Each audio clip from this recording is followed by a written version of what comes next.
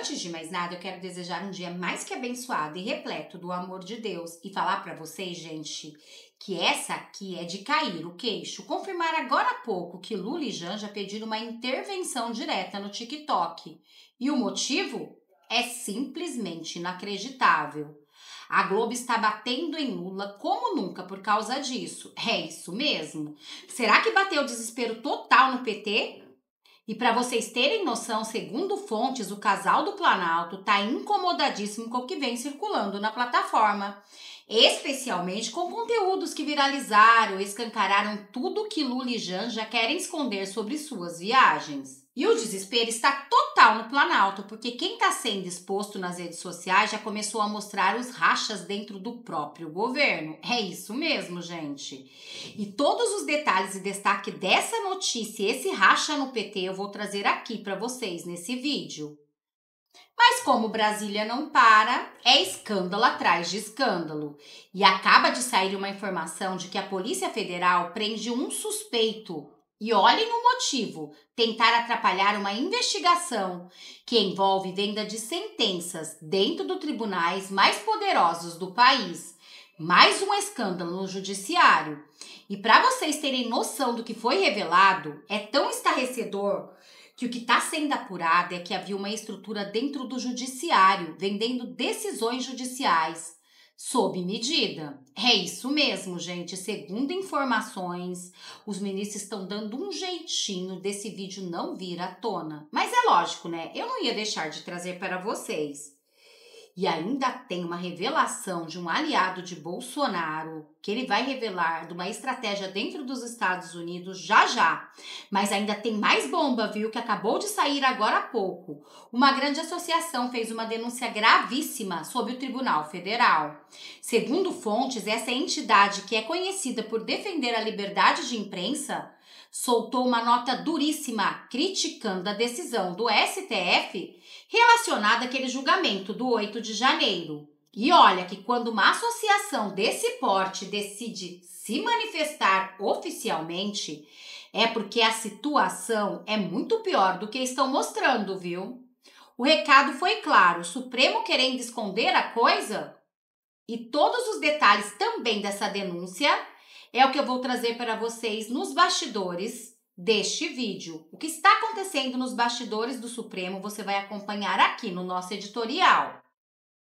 Eu só não vou ficar dando muito spoiler, gente, para o vídeo não ficar muito longo. Eu vou ser direta, do jeito que vocês gostam. Vamos ao que interessa. Vamos às notícias. Mas antes de eu trazer essas notícias que prometem incendiar Brasília, só não esquece de compartilhar esse vídeo com o máximo de pessoas que vocês conseguirem, se inscrever no canal se não é inscrito e deixar o seu like. Já vamos começar com um vídeo que eu preparei para vocês de ninguém mais e ninguém menos do que um aliado de Bolsonaro, que trouxe informações importantíssimas diretamente dos Estados Unidos. A situação do governo e do judiciário está indo de mal a pior. Pode-se dizer que a batata deles está assando. Olhem isso, Mike Benz expõe a teia da influência da USAID. É isso mesmo, gente. Vejam isso. Hoje eu gostaria de comentar sobre um vídeo que foi bastante difundido nos últimos dias aí na internet brasileira sobre o complexo industrial da censura que foi implementado no Brasil através das mãos do TSE. Porém, o buraco é muito mais embaixo. O Mike Benz, que foi o que divulgou essas informações, que é um ex-funcionário do governo americano, muito ligado ao Donald Trump, ele simplesmente fez um PowerPoint arrasador, aonde ele mostra de onde veio o dinheiro, para onde vai, com quem fez a intermediação e tudo isso. Então, é exatamente isso que eu gostaria de comentar aqui para o público, porque o vídeo é um pouco complicado. Está em inglês, evidentemente, tem legenda, mas mesmo assim, eu tive que assistir esse vídeo algumas vezes para entender a intrincada trama de dispersão do dinheiro que foi jorrado dentro do Brasil para que o presidente Bolsonaro perdesse as eleições. Então vamos lá. Eu fiz algumas anotações sobre esse PowerPoint do Mike Benz. A primeira, que eu acho que é mais importante, é a gente se ligar no CEPS, que é o Centro de Excelência em Processos Políticos. É ligado ao Departamento do Estado, de Estado americano, e enviou para o Brasil nada mais, nada menos do que a bagatela de 150 milhões de dólares. É isso mesmo que você ouviu. Mas essa grana foi pulverizada para diversas entidades, ONGs e organismos ligados ao governo americano que estavam ligados ao TSE. A gente vai chegar lá. Bom, uma dessas organizações era o IFES, que é uma fundação internacional sobre sistemas eleitorais. Essa fundação criou um programa, criou uma espécie de workshop para obter do TSE a criação de leis para censura, que a gente sabe que no final das contas foram implementadas. Foram mais ou menos, acreditem meus amigos, 67 instituições parceiras do TSE. Nem sabia que o TSE tinha tanta parceria assim, né? 67 instituições, eu acho demais. Bom, isso aí, como eu já disse, era para treinamento e workshops sobre combate à desinformação, que a gente pode traduzir como perseguição à direita, porque a desinformação da esquerda correu solta durante as eleições e nada aconteceu com nenhum esquerdista, com nenhum partido, com nenhum deputado, com nenhum jornalista, com nenhum órgão ligado à esquerda. Pois bem, sabe quando isso começou? Em 2018. Pois é. E em 2018, quem era a presidente do TSE? A ministra Rosa Weber. Tudo começou com a ministra Rosa Weber. E passou pelos seguintes presidentes, presta atenção: Barroso, Fachin, Alexandre de Moraes e Carmen Lúcia. Todos eles deram a sua contribuição, mais ou menos, para a implementação da censura no Brasil. Porque, como eu disse, começou há um tempão atrás. Bom, na verdade, isso aí era um exército de instituições para prejudicar principalmente a veiculação de informações verdadeiras da direita, que eles chamavam de desinformação, aonde? Nas redes sociais, WhatsApp, Telegram, e culminou com a saída do X no Brasil, né? Então a gente sabe como é que foi o modus operandi, a coisa foi escalando pouco a pouco, a cada dia o TSE criava uma resolução, né? Provavelmente baseado nesses workshops e nessas instituições americanas que jorraram muito dinheiro dentro do Brasil. E veja bem, eu não estou acusando o TSE brasileiro de ter recebido dinheiro nenhum. E em nenhum momento o Mike Benz diz isso no seu vídeo. O que a gente está dizendo é que as instituições ligadas ao TSE, cerca de 67, receberam sim muito dinheiro para emplacar o combate à desinformação no Brasil. Enfim, o resultado a gente viu. De fato, eles conseguiram suprimir todas as vozes da direita, ou quase todas, porque vocês lembram muito bem, o presidente Bolsonaro não podia associar Lula a, por exemplo, ditadores, não podia associar Lula a assassinato de bebês no ventre, a liberação de substâncias ilícitas, etc. Inclusive, o presidente Bolsonaro foi proibido de colocar o seu discurso na ONU, foi proibido de colocar o seu discurso na Embaixada da Inglaterra, lá em Londres, no evento do enterro da Rainha Elizabeth. Várias coisas o presidente Bolsonaro não pôde colocar em público. Inclusive, teve suprimido milhões de inserções de rádio, principalmente para o Norte e o Nordeste. Ou seja, os tentáculos da USAID no Brasil funcionaram perfeitamente com a ajuda do TSE. Não é à toa que ontem o ministro Luiz Roberto Barroso, atual presidente da Suprema Corte Brasileira, admitiu sim que havia pedido pelo menos 3 vezes que as autoridades americanas se pronunciassem publicamente a respeito do andamento das eleições no Brasil. Ele disse que ele teve diversos encontros, mas que em 3 deles pediu que as autoridades se pronunciassem. E se pronunciassem a favor de quê? A gente lembra que as autoridades brasileiras, assim que o resultado do TSE fosse divulgado, era para aceitar imediatamente, sem contestação, sem nada. Ora, meu Deus, não é assim que funciona na democracia. Se você tiver alguma desconfiança, por melhor que tenha sido o processo, você tem o direito de contestar. Você tem o direito de dizer que acha que teve alguma coisa errada aqui ou ali. Mas não. Os americanos forçaram o TSE e o TSE simplesmente, praticamente, obrigou que Bolsonaro, assim que fosse declarado o resultado final, que ninguém sabia qual era, mas talvez eles já soubessem, para não haver contestação. Inclusive, o Barroso falou até dos militares, que os militares já estavam cientes disso e que não iam se meter nessa história porque tinham uma relação muito próxima com os Estados Unidos, onde eles recebem bastante equipamento e treinamento. Ou seja, os militares, mais uma vez, traindo a nação brasileira porque colocaram o seu treinamento e os equipamentos acima dos interesses da nação. Pelo menos é o que parecia.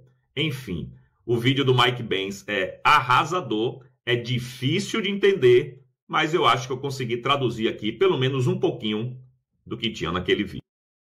Bom, gente, aí a pergunta fica, mas quando começou essa perseguição ferrenha com os deputados de direita, eu resgatei um vídeo para vocês de Daniel Silveira, que vale muito a pena assistir, gente, porque aqui nesse vídeo ele explica como tudo começou. E se vocês perceberem na fala de Daniel Silveira, ele tinha toda a razão. Mas antes, olhem aqui. Uma vidente, uma paranormal, dizendo algo estarrecedor que, segundo ela, vai acontecer. As minhas visões não erram. Eu falei que Collor ia ser cobrado e foi. Eu falei que Bolsonaro ia ser hospitalizado e foi. Eu falei com todas as letras que ele iria fazer uma cirurgia e ele passou por essa cirurgia. O peso da justiça está se aproximando cada vez mais. E agora eu vejo algo muito maior. A Moraes. Ele não está agindo não por acaso. Não pense nisso. Carrega uma missão de prender, de julgar, de cumprir um papel muito pesado, sim. Mas essa missão está sendo forçada além do que seu corpo aguenta. O que significa isso, gente? Eu vejo ele prendendo mais 2 homens e uma mulher. Depois disso, ele será recolhido.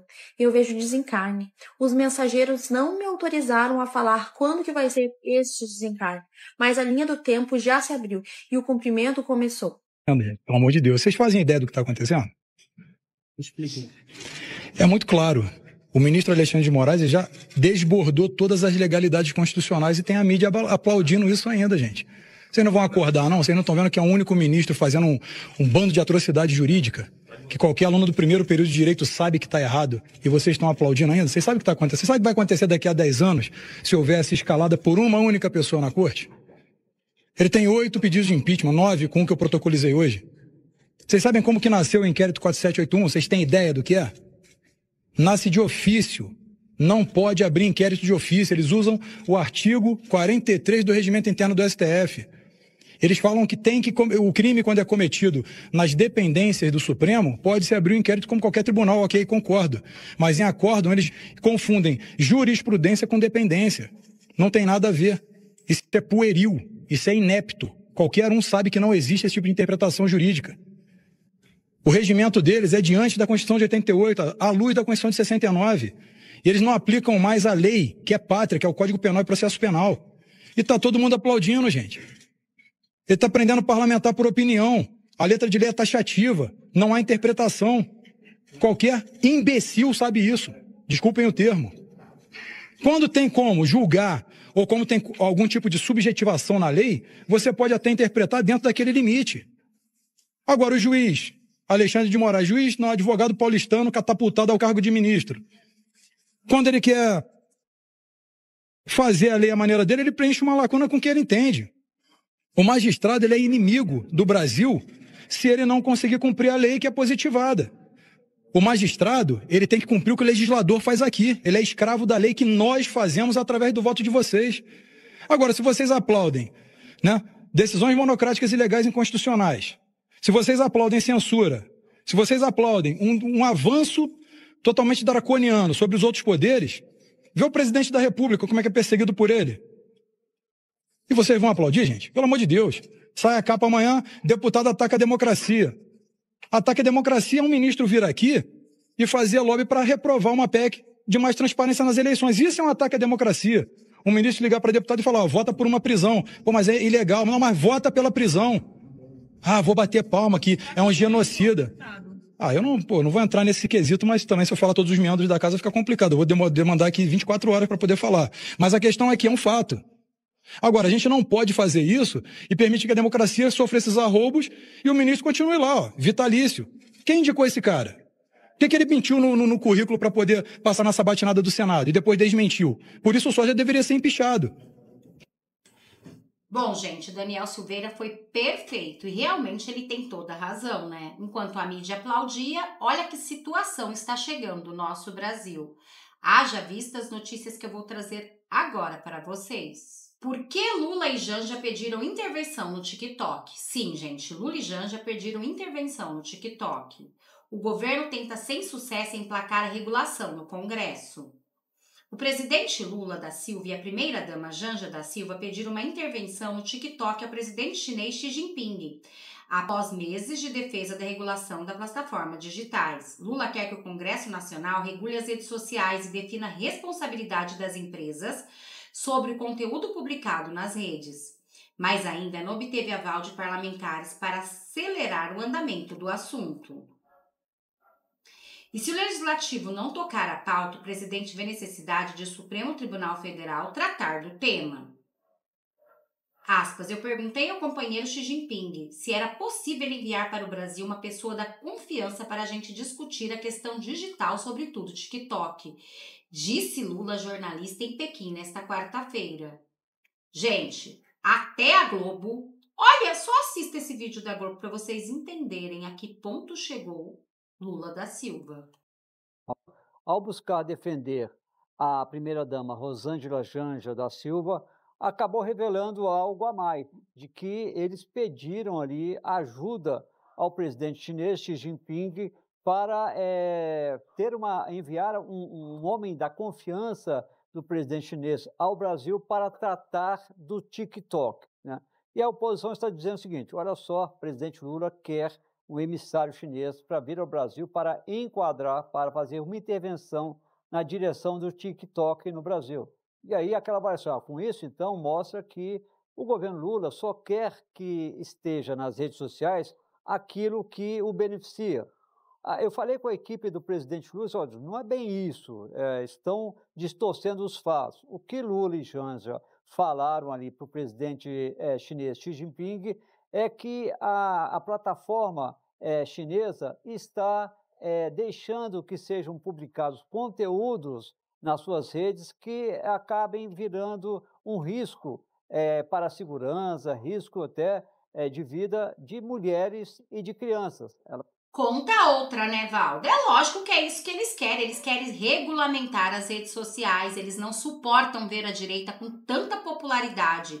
E tudo isso é o desespero por causa do vídeo de Nicolas, vídeo da direita que viraliza, enquanto os deles não viralizam. E eles sabem, o que eles têm medo é que eles já sabem que já perderam, não tem como 2026 o PT de novo no Brasil. Mas agora, gente, vejam esta notícia que acabou de sair, mais uma bomba. Olhem isso. STF proíbe gravação de audiência de trama golpista e a Abrage pede revisão. É isso mesmo. A Abrage, Associação Brasileira de Jornalismo Investigativo, pediu hoje que o STF reveja a decisão que proibiu que jornalistas gravem áudios ou imagens nas audiências sobre a trama golpista, marcadas para começar na semana que vem. Um dos réus da ação é o ex-presidente Jair Bolsonaro. O que aconteceu? O STF proibiu que jornalistas gravem ou tirem foto nas sessões marcadas para acontecer entre o dia 19 de maio e 2 de junho. Por quê? Eles não querem que o povo saiba a verdade, né? As testemunhas da ação penal sobre as tentativas de golpe de Estado em 2022 começaram a ser ouvidas na próxima semana e a corte restringiu a gravação dos depoimentos. Fotógrafos e cinegrafistas nem sequer podem credenciar jornalistas que poderão assistir de um telão. É isso mesmo, gente. Eles não querem que o povo saiba a verdade. Vídeos das audiências só serão disponibilizados ao público no sistema da corte depois do último depoimento. É o que eu tô falando. Porque o povo já acordou, já percebeu que isso é tudo uma história de caronchinha. E eles não querem que o povo saiba, porque assim que sai lá, o jornalista já solta. E a direita já solta em seguida. E o povo fica sabendo a verdade. Cada vez mais fica exposto o nosso judiciário. Mas o que vai expor agora o nosso judiciário é essa notícia que eu vou dar para vocês. Gravíssima, gente. Olhem isso. PF prende suspeito de atrapalhar investigação de venda de sentença no STJ. É isso mesmo que vocês escutaram. A apuração aponta a tentativa de ocultar a relação entre suspeitos e servidores públicos. A Polícia Federal prendeu um suspeito nesta quarta-feira no Distrito Federal por atrapalhar a investigação de um esquema de venda de sentença no Superior Tribunal de Justiça, o STJ. Outro mandado de prisão preventiva foi expedido, mas o alvo está foragido. Fontes da PF relatam que a CNN que o suspeito preso é Diego Cavalcante Gomes. As investigações apuram que ele seria operador do lobista Anderson de Oliveira Gonçalves. Gonçalves está preso apontado como um dos principais suspeitos do esquema de venda de sentenças. O Supremo Tribunal Federal também determinou o cumprimento de um mandado de busca e apreensão. De acordo com a PF, os alvos, aspas, realizaram atos graves de obstrução da justiça para evitar a execução das medidas judiciais determinada na quinta fase da operação Cisaminis, deflagrada na terça-feira, dia 13. Bom, gente, a verdade é uma só, né? Eles estão com medo, porque vai chegar em peixe bem graúdo. Sabe peixe bem graúdo que com certeza vai surpreender o Brasil. E é por isso que tem alguém já tentando articular para não acontecer. Mas até que, enfim, né? A justiça está sendo feita e que continue assim. Bom, gente, eu vou ficando por aqui para o vídeo não ficar muito longo, desejando um dia mais que abençoado e repleto do amor de Deus a cada um de vocês. Só não esquece de compartilhar, curtir, comentar, deixar o seu like e também o seu nome para a gente se conhecer um pouco melhor. Porque para quem não me conhece, eu me chamo Renata e moro no interior de São Paulo, Taubaté. E se ainda você não é inscrito nesse canal, eu te convido a se inscrever nesse canal e vir fazer parte dessa família de direita você também. Muito obrigada a todos, até um próximo vídeo.